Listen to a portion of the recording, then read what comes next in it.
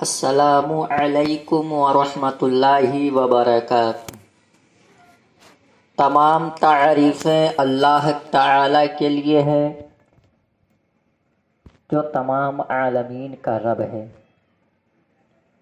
ناظرین اکرام، میں ہوں شکیل رضا خلیل آبادی اور آپ کی خدمت میں اس موضوع کے ساتھ کہ میں نے لکھا ہے کہ فلسطین کے لیے دعا کرنے والوں، اگر صلاح الدین ایوبی ہوتے تو دعا کرنے والوں کے ہاتھ کاٹ دیے جاتے۔ بہت سارے لوگوں کو میرا لکھا ہوا دیکھ کر کے تعجب تو ہوگا، لیکن آپ ویڈیو پوری سنیے اور سمجھیے۔ آئیے ایک بار درود شریف پڑھ لیں۔ اللہم صلی علی سیدنا و مولانا محمد و بارک وسلم، صلو علیہ صلاۃ و سلاما علیک یا رسول اللہ صلی اللہ تعالی علیہ وسلم۔ قلندر لاہوری، شاعر مشرق علامہ اقبال کے ان شعروں کے ساتھ میں اپنی گفتگو کا آغاز کر رہا ہوں۔ وضع میں تم ہو نصارہ تو تمدن میں ہنود، وضع میں تم ہو نصارہ تو تمدن میں ہنود، یہ مسلمان ہیں جنہیں دیکھ کے شرمائے یہود، یہ مسلمان ہیں جنہیں دیکھ کے شرمائے یہود۔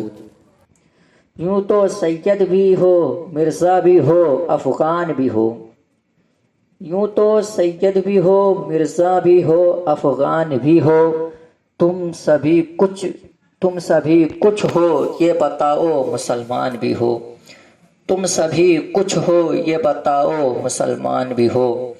ناظرین اکرام، حضرت سلطان صلاح الدین ایوبی رحمۃ اللہ تعالی علیہ کو ان کے جاسوسوں نے بتایا کہ ایک عالم دین ہیں جو بہت اچھا خطاب کرتے ہیں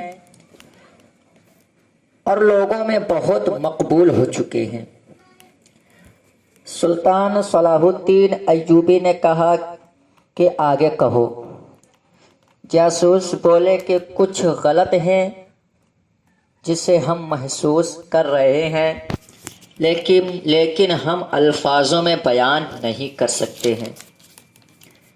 جاسوسوں نے بتایا کہ کچھ نہ کچھ تو ضرور گڑبڑ ہے، لیکن ہم اس بات کو الفاظ میں بیان نہیں کر سکتے، ہم محسوس کر رہے ہیں۔ سلطان صلاح الدین ایوبی نے کہا جو بھی دیکھا ہے اور سنا ہے بیان کرو۔ جاسوس بولے کہ وہ کہتے ہیں کہ نفس کا جہاد افضل ہے، بچوں کو تعلیم دینا ایک بہترین جہاد ہے، گھر کی ذمہ داریوں کے لیے جدوجہد کرنا بھی جہاد ہے۔ سلطان صلاح الدین ایوبی نے کہا کہ اس میں تو کوئی شک نہیں۔ جاسوس نے کہا اس میں کوئی شک نہیں، لیکن وہ عالم کا کہنا ہے کہ جنگوں سے کیا ملا، صرف قتل و غارت گری، صرف لاشیں، جنگوں سے کیا ملا، صرف قتل و غارت گری، صرف لاشیں، جنگوں نے تمہیں یا تو قاتل بنا دیا یا مقتول۔ سلطان صلاح الدین ایوبی بے چین ہو کر اٹھے اور اسی وقت اس عالم سے ملنے کی دل میں ٹھان لی۔ ملاقات بھیس بدل کر کی اور جاتے ہی سوال کر دیا کہ جناب ایسی کوئی ترتیب بتائیے کہ بیت المقدس کو آزاد اور مسلمانوں کے خلاف مظالم کو بغیر جنگ کیے ختم کرایا جا سکے۔ اس عالم نے کہا کہ آپ دعا کریں، آپ دعا کریں۔ سلطان صلاح الدین ایوبی کا چہرہ غصے سے لال پیلا ہو گیا۔ وہ سمجھ گئے تھے کہ یہ عالم پوری صلیبی فوج سے بھی زیادہ خطرناک ہے۔ سلطان صلاح الدین ایوبی نے سب سے پہلے اپنے خنجر سے اس عالم کی انگلی کاٹ دی۔ وہ بری طرح چیخنے لگا، چلانے لگا۔ اب سلطان صلاح الدین ایوبی نے کہا کہ اصلیت بتاتے ہو یا گردن بھی کاٹ دوں؟ پتہ چلا کہ وہ سفید پوش عالم ایک یہودی تھا۔ یہودیوں کو عربی بخوبی آتی تھی، جس کا اس نے فائدہ اٹھایا۔ سلطان صلاح الدین ایوبی نے پایا کہ اس کے جیسا درس اب خطبوں میں عام ہو چلا تھا، بڑی مشکل سے یہ فتنہ روکا جا سکا۔ یہ فتنہ اس وقت بھی پوری آب و تاب سے روا دوا ہے، جبکہ کھلی حقیقت ہے کہ ظالم کا سامنا کیے بغیر ظلم کا مداوع ہو جائے یہ ممکن نہیں۔ سب مسلمانوں کو مل کر اسرائیل کے خلاف آواز اٹھانی ہوگی۔ ناظرین اکرام، یہ پوسٹ واٹس ایپ کے ذریعے میرے پاس آئی تھی، میں نے آپ تک پہنچائی۔